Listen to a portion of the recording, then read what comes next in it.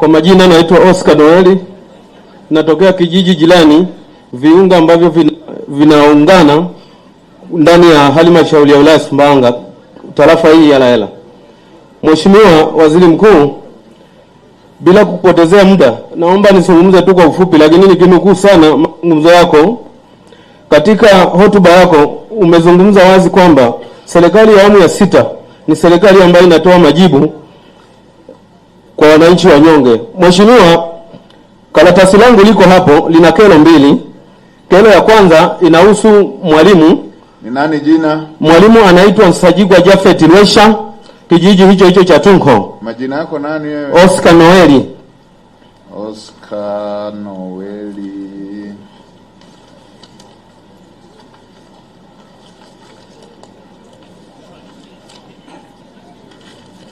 Oscar Noeli mzee.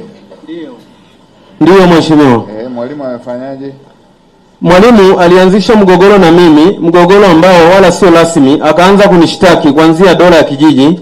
Mgogoro huo umekwenda kufika ulivyo sehemu mimi nikawa mshindi. Chini ya hakimu Mudi nikapewa haki, akatiwa hatiani kwa kesi hiyo ambayo yeye alikuwa ananituhumu.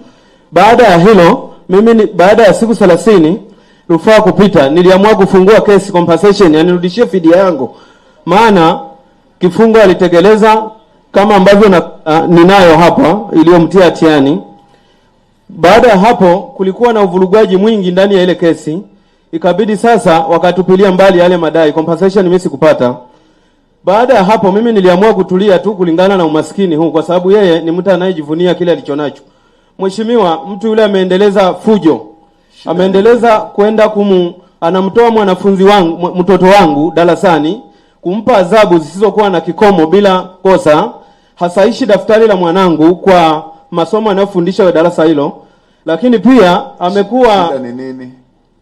Shida naona ni hayo tu ambayo yako moyoni. Lakini pia shule ya msingi sekondari. Shule ya msingi hiyo limeenda, kata inajua, lakini wilaya inajua. Afisa elimu yuko wapi wa wilaya?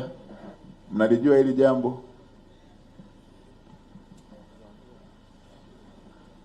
Mwanao alifanya nini?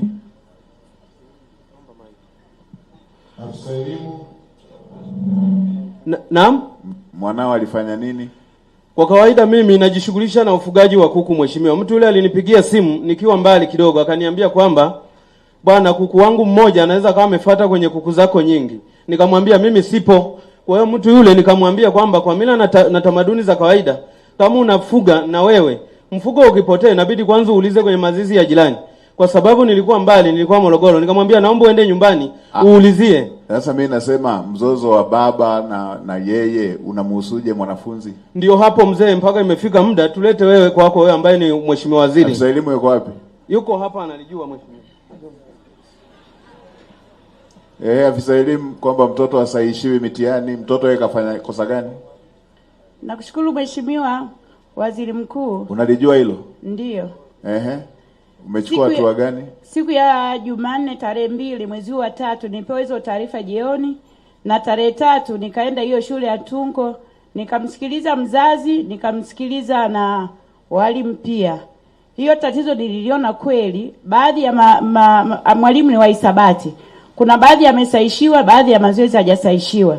Tulikaa nao tukawaelekeza, na baada ya hapo tukarudi ofisini tukakaa kikao, mwalimu tukamhamisha. Tumemshia shule ya msingi Kisalala ili kuondoa ugomvi uliopo kati ya mwalimu na mwanafunzi. Asante waziri mkuu.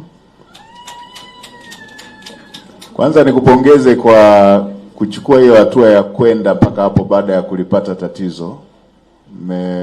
Baada ya kulijua tatizo umeenda mpaka kwenye hiyo shule. Asante na shukuru. Sasa la mwisho tu tutakaa pembeni, tutaongea pembeni tujue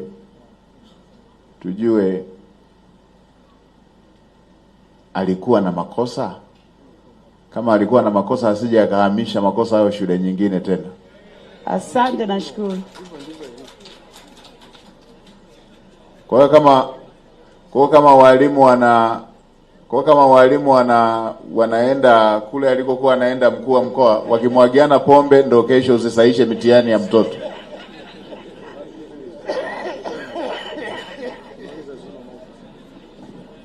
Haya, so hebu kijana njoo hapa na mwalimu, kaeni hapa na naibu waziri anayesimamia TAMISEMI ili mliivishe hilo yasijitokeze tena.